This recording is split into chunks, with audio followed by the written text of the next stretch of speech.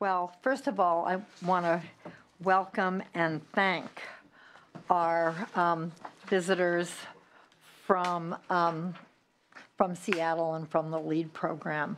They brought the rain with them. Well, but it's sun shining now. Oh, that's right. Oops. Right. Ooh, go back. It's gonna rain No, tomorrow. from Seattle, you should bring the rain. Absolutely. Absolutely. I want to welcome people to the joint hearing of the Senate Public Safety Committee, the Budget Committee, Sub-5 on Criminal Justice and Courts, and Budget Subcommittee 3 on Health and Human Services. We're getting out of our silos today and into the things we can do that enhance the work that we all do. Increasingly in this country, there's a recognition that drug use and addiction is a public health issue more than a criminal issue. And we are knowing that there may not be a given immediate and permanent cure, but we can treat and manage addiction in ways that are more cost-effective and more humane than what we're doing now. In this hearing, we're going to learn about an innovative program pioneered in Seattle, Washington, called LEAD, or the Law Enforcement Assisted Diversion Program, in which low-level drug, prostitution, and other offenders are brought immediately to a case manager for treatment and critical services, including housing and medical care, instead of being prosecuted. As an aside, in the summer of 2014, a number of senators, including myself, took a trip to Portugal to study their model of drug decriminalization and treatment, and came away with a very strong impression that Portugal has fewer drug problems than we do, has greatly reduced the rate of HIV infection, and is spending money on treatment instead of incarceration, leaving more money for law enforcement to go after serious crime and big-time drug dealers, because they did not legalize anything. They decriminalized personal use and treated addiction as a public health issue. We had the police chief from Gardena, California with us, and we were all very pleased when we were briefed by Portuguese law enforcement, who's told us they had initially been opposed to the law, but now were fully supportive of it. So we see the LEAD program, and Assemblymember Joan Sawyer from the Assembly Budget Subcommittee that deals with prisons and courts, who will be here, I think, in a little bit. And I did have the opportunity to go back to Washington to the Domestic Policy Council's briefing on LEAD. And it seemed so promising and exciting that we have been hoping we could begin to pilot something like that here. So just to point out that remarkably, a stringent evaluation showed that recidivism in LEAD participants is 60% lower than the rate of recidivism for the people who were put through the criminal justice system in Seattle in the normal booking and prosecuting manner. In California, we have recidivism rates of 65% or higher. If we could reduce recidivism here by a similar margin, that was a 60% reduction in Seattle, we would be able to fund the programs that would keep people out of prison in the first place. So it's very exciting to be able to hear from some of the pioneers in this effort. And we're going to hear from some of the major partners in the Seattle effort, from the National Support Director for LEAD, and also from the evaluation team from the University of Washington that did the evaluation. But first, I'd like to see if my co-chair of this hearing, Senator Mitchell, would like to make any comments. We're fortunate to have Assemblymember Bill Quirk, who chairs the Public Safety Committee in the Assembly, and then any of the other committee members. Thank you very much, Senator Hancock. I'm glad that Senator Leno is here as our Senate Committee, Budget Committee Chairperson. I'm pleased to co-host today's hearing as chair of the Senate Sub3 Subcommittee on Health and Human Services to have this cross-conversation about this issue. But as you could understand, Senator Leno, when Senator Hancock approaches you and she's very eager about a new program, like I was even going to consider saying no, I don't think so. But I'm very pleased and optimistic to be here for a variety of reasons. Everyone in this room knows better than I what our 16-17 budget looks like in terms of average expenditures per inmate in California Department of Corrections. You know, I think the current guesstimate is about $71K a year. And when we think about what those dollars could be used for in a diversion or prevention frame of reference or orientation, we know those dollars could go quite far. I was not familiar with LEAD. I look forward to today's kind of virtual field trip to Seattle to understand what they were able to accomplish. Because in the context of our lens in Sub3, looking at ways to invest in Californians to improve their health and human services outcome is the lens through which we view the state budget, the budget being our state's value statement in terms of we pay for what's important to us and what we think will help Californians prosper and do well. So with that, I appreciate the opportunity to be here today and look forward to learning about the LEAD program and how it could potentially be replicated here in California. Thank you. Great. Thank you so much. Assemblyman Quirk, welcome to our side of the building. It's a great side. Yeah. You know, we ask, what is the purpose of our laws? And it's to protect our citizens. So what's the best way to protect a drug user? To put them in jail or to get them programs to get them off drugs? For me, the answer is obvious, and LEAD is part of that. The other thing we're trying to do is protect our citizens from drug users who might lose their jobs, and the way that they have to get money, maybe crime. This can lead to all sorts of problems. So again, what's the best way to prevent that? Throw them in jail. When they come out, they can't get any jobs, and so they recidivate to drugs or perhaps drug dealing as well as crime. Clearly, if we're going to protect our citizens, the best way is to get people off drugs, is to get people services, is to get people jobs, and by doing this, protect all of our citizens. That's what I see in LEAD. That's what I hope we'll hear about today. Thank you. Senator Leno, as the Budget Committee Chair, do you have any comments? Just to add my thanks to Senator Mitchell's in your interest in this, your familiarity with it. We can learn. I'm pleased to see that among the 4 cities that are in final stages of development, San Francisco is among them, knows a good thing when it sees it.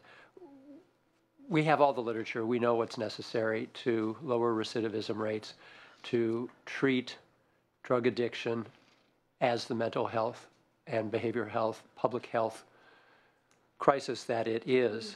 And we have criminalized it for far too long. We know that the war on drugs has not been a successful return on investment and has devastated communities throughout the country, taking parents from their homes, making generationalizing a problem that need not have been so. So again, my thanks, and eager to hear what we learned today. Thank you. Would any of the other committee members like to make opening comments? Okay, well, thank you all for being here. And we'll begin by hearing from Chris Nurop, the LEAD National Support Director. Thank you and welcome. Thank you. It is a pleasure to be here, and we are really happy for the opportunity to come here and talk to you today about law enforcement assisted diversion, or LEAD. I'll just begin by saying that I work for the Public Defender Association in Seattle. I am not an attorney, but our office serves as the project manager for the LEAD program in Seattle. So we're the ones that coordinate and facilitate the meetings and bring the parties together and organize the local effort around LEAD. We also have a National Support Bureau, which I work for, which does technical assistance and technical support to other jurisdictions around the country that are interested in doing LEAD. And I'm going to keep my remarks today relatively short because I think it's important for you all to hear from the folks who actually do LEAD, the law enforcement, case management, and prosecutorial side, who are the operational partners in this. But I'll just begin by giving you some background comments. So LEAD began in Seattle in October of 2011 as a multidisciplinary, multi-jurisdictional effort to address the very real public safety, public order, and public health issues posed by low-level drug use and drug sales. And in particular, the situation in Seattle was we had areas of town that had been characterized for very long periods of time by large open-air drug markets where people were buying, selling, and consuming drugs outdoors, publicly visible, and it was generating a fair amount of concern from neighborhood residents and business owners. So, as I said, it was designed to address this very real issue that was there at the time. And it followed years and years of sometimes very contentious discussion and, in fact, litigation between members of the civil rights community, public defenders, the police department, and the prosecutor's office. And what ended up happening was, after a lengthy period of this contentious conversation, basically all of the parties arrived at a point of mutual collective exhaustion. And everyone agreed that the status quo was not working for a variety of different reasons. It was not working for the police department. They were arresting the same individuals over and over again and not seeing any change in behavior or difference in results. It was not working for the prosecutor's office, which was forced into spending an exorbitant amount of time and resources prosecuting people for possession of $20 worth of drugs and spending thousands and thousands of time engaged in litigation over that. It was not working for members of the community who, despite the best efforts of the police department and the prosecutor's office, were still seeing people buying, selling, and using drugs out on the street. So, and it certainly was not working for the individuals that were being arrested. So we had a situation where the status quo was not meeting the needs of any of the involved and relevant parties, and everyone agreed to come to the table to try something new and different, and that new and different was LEAD. As it was originally designed, LEAD is a post-arrest, pre-booking diversion program, where, in short, an officer makes an arrest of an individual for a LEAD-eligible offense, which, when we began, was possession or sales of 3 grams or less of drugs or prostitution. So the officer makes the arrest, runs a records check on the individual, sees that that individual does not have a disqualifying prior conviction for a violent offense. So they can have prior convictions for drugs, they can have prior convictions for shoplifting, just not murder, rape, arson, things like that.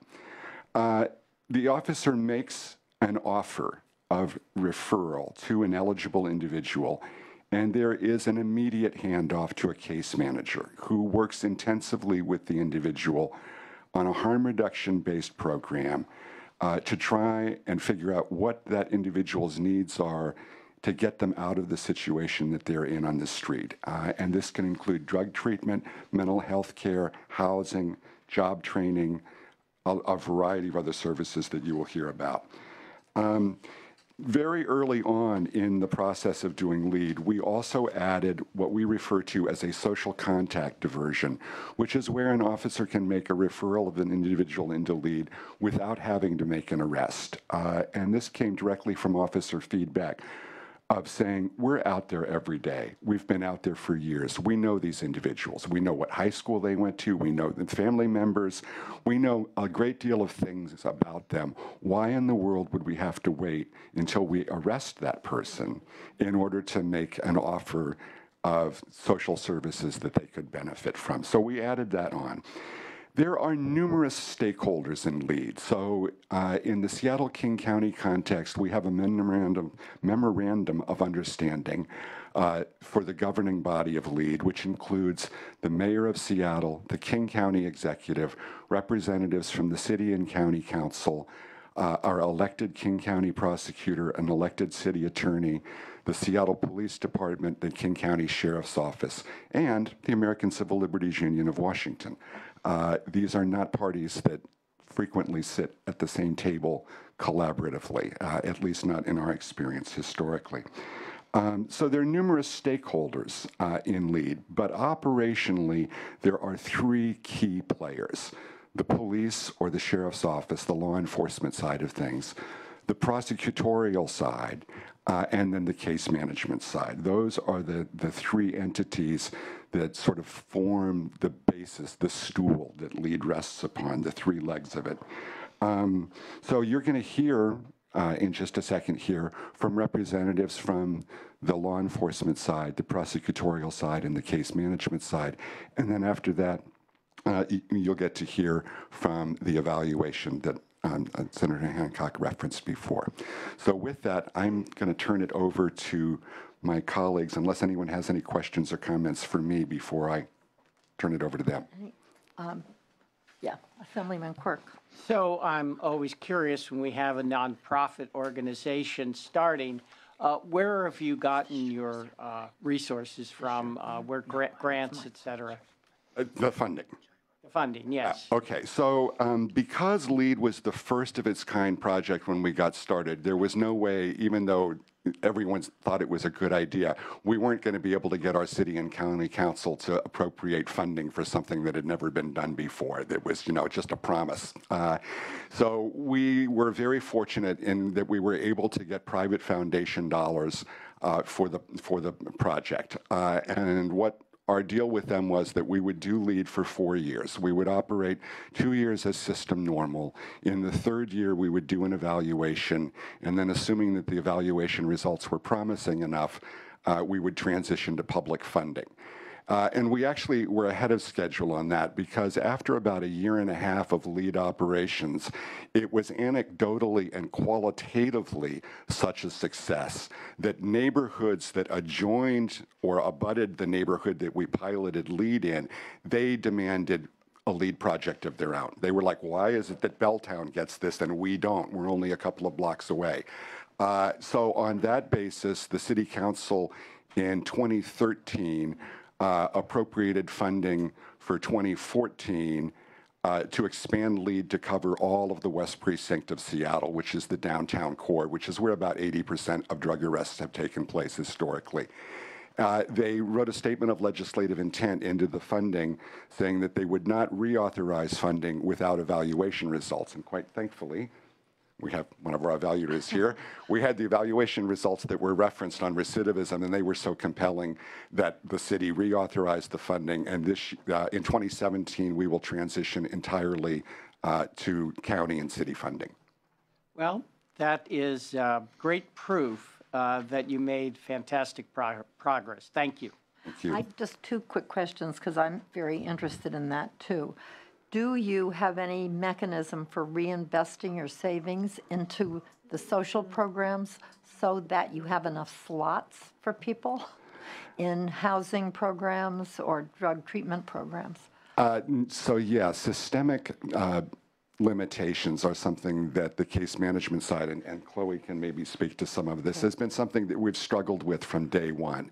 And I don't want to preempt some of the stuff that she may talk about, but one of our core principles when we started was what we referred to as a non-displacement principle, which is that we were not going to bump people who were diverted into LEAD to the head of waiting lists so that they would have to go through If there was a waiting list for housing, they would have to go through it as everyone else. They would not jump right to the front.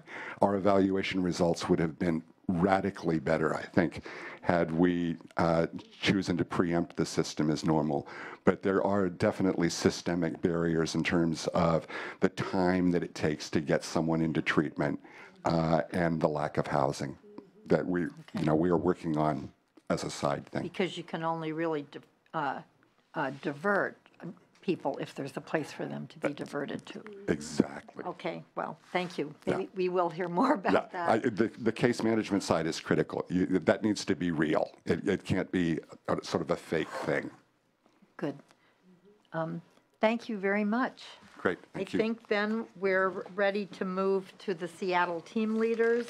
We have Jim Pugel from the King County Sheriff's Office, Natalie Walton Anderson, King County Prosecuting Attorney's Office, and Chloe Gale from the lead case management team.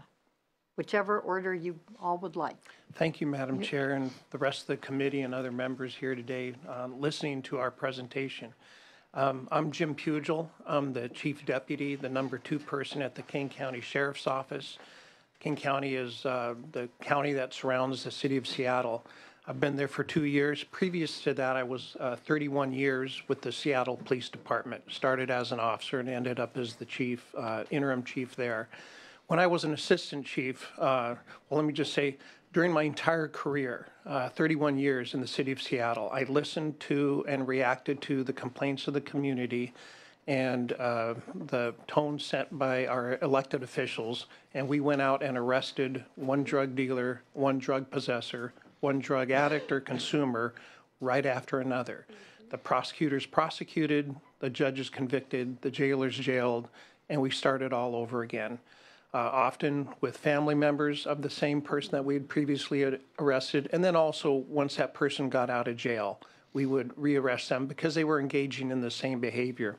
As I worked my way up the chain of command, all the way up to assistant chief, it was 25 years later, and we realized that we'd been doing the same thing over and over and expecting a different outcome, and that's the definition of insanity. So, fortunately, as Chris said, we had reached mutually and collective exhaustion through doing the same thing over and over. We were arresting, prosecutors were prosecuting. Chris, the civil society, the Defenders Association, the ACLU, they were tired. We were all doing the same thing over and over, trying to stop, and it wasn't working. And a lot of resources and human capital was being wasted. So we all got together very stubbornly at first. To be honest, law enforcement was dragged into this initially. Law enforcement sees a lot of programs come and go based on who the elected official is at the moment. But it was directed by the electeds, but they were smart enough to put key decision makers, appointed, in charge of coming to a consensual mutual agreement on how we could better address open-air drug markets, addiction, public consumption, and sales of drugs. Everyone had a stake in it, but everyone was afraid that if something goes wrong, how are we going to protect our political turf? How are we going to protect what our mission is?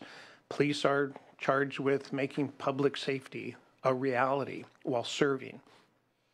It took 18 months. It was not easy. It took a lot of work. We had great leadership through a wonderful lady at the Defender Association named Lisa Dugard. She cobbled and maintained this group with the push of the electeds. And 18 months later, we had law enforcement assisted diversion. Some of the benefits that I've seen, and it's also documented in the second evaluation done by the University of Washington, and you may hear from it later by SEMA, or from SEMA. Once the officer, as Chris explains, comes in contact with a low-level user, seller, or addicted person, and the person seems amenable to treatment or to at least discussing treatment and developing a case management plan with these experts, Chloe and her crew from Reach and Street Outreach Services and the Evergreen Treatment Service providers. Once that's determined, that officer, he or she brings a person to the precinct. The officer immediately notifies the case managers, who respond immediately or very soon to the police building. The officer then completes her paperwork and gets out on the street sooner because they don't have to bring that person to jail. Previously, anyone with drugs, regardless of what they were doing to them, had to go to jail, get fingerprinted, get booked. So that took time out of the individual officer's daily schedule.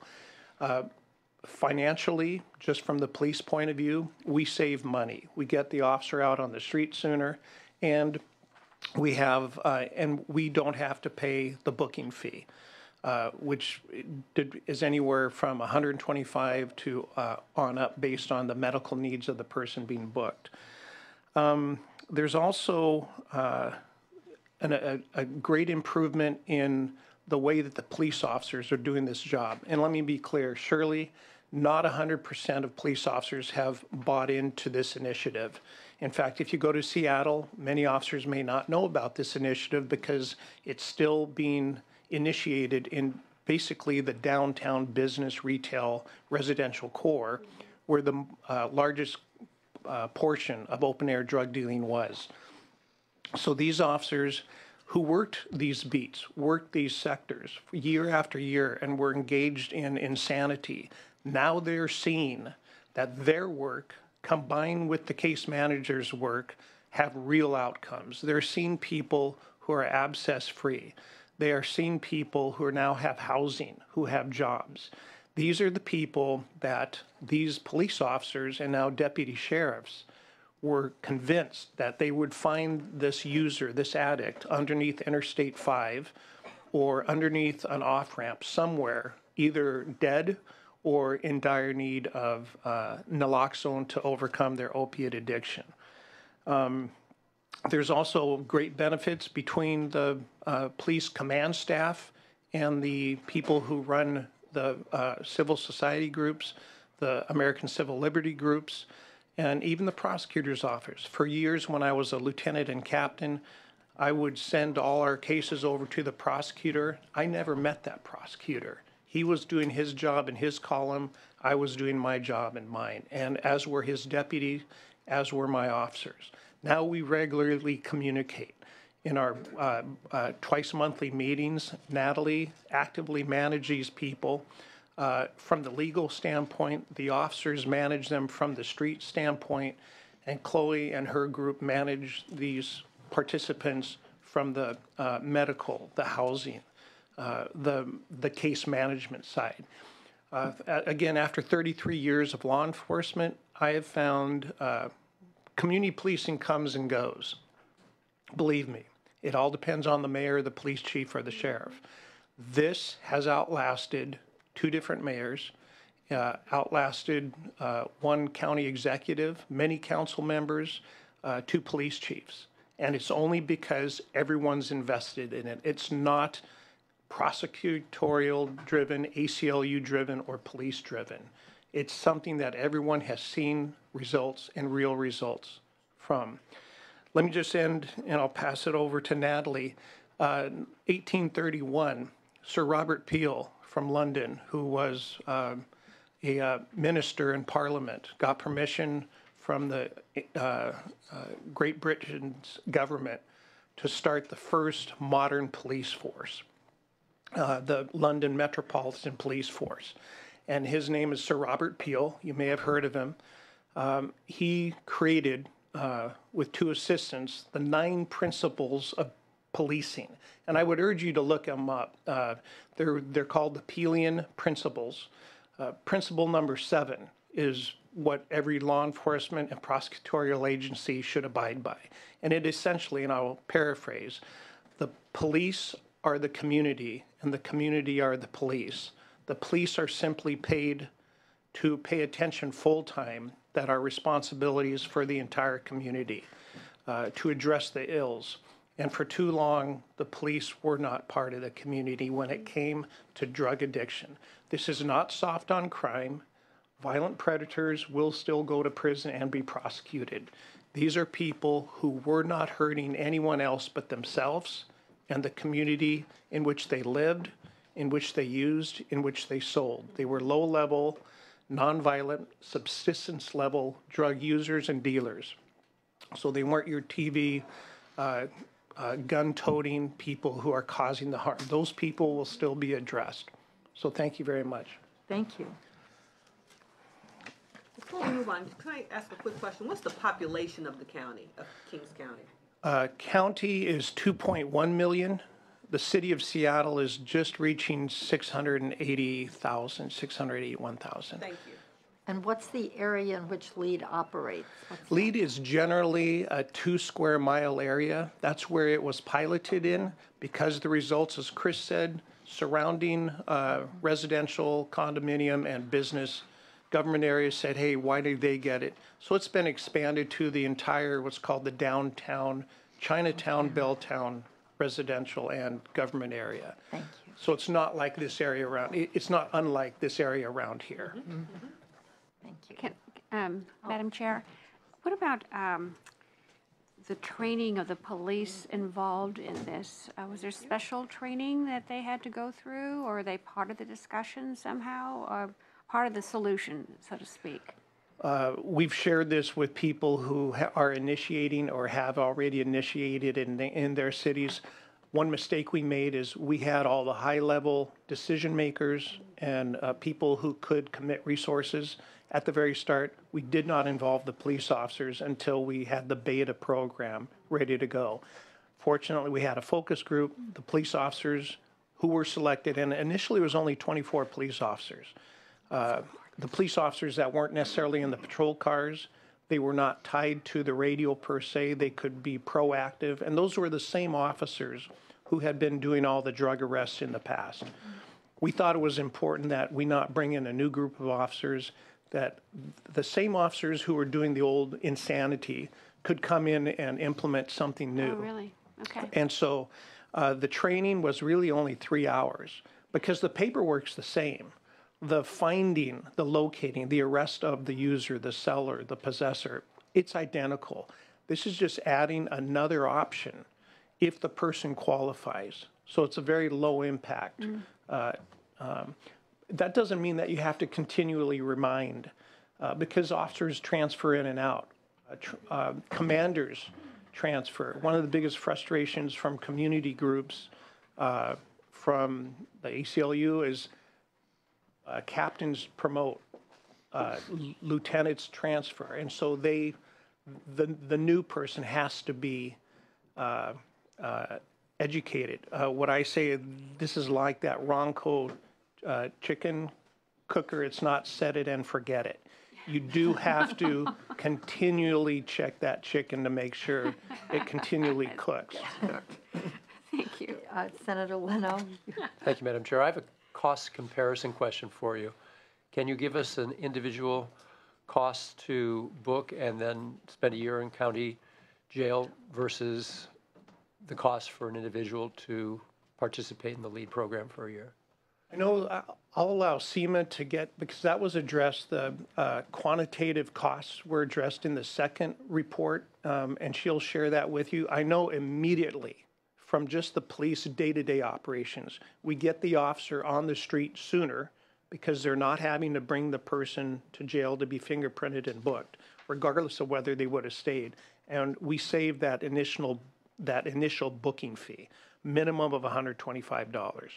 So you look at the 330 plus participants that were diverted since inception, you multiply that by at least 125, plus about an hour of time for each arrest that the officer didn't have to. And with the recidivism, the group that was enrolled in LEAD had 58% smaller chance. So you save those bookings, which is significant. And that's just police selfish views. That's not accounting the prosecutorial views, the defense attorneys, and the incarceration that would occur later.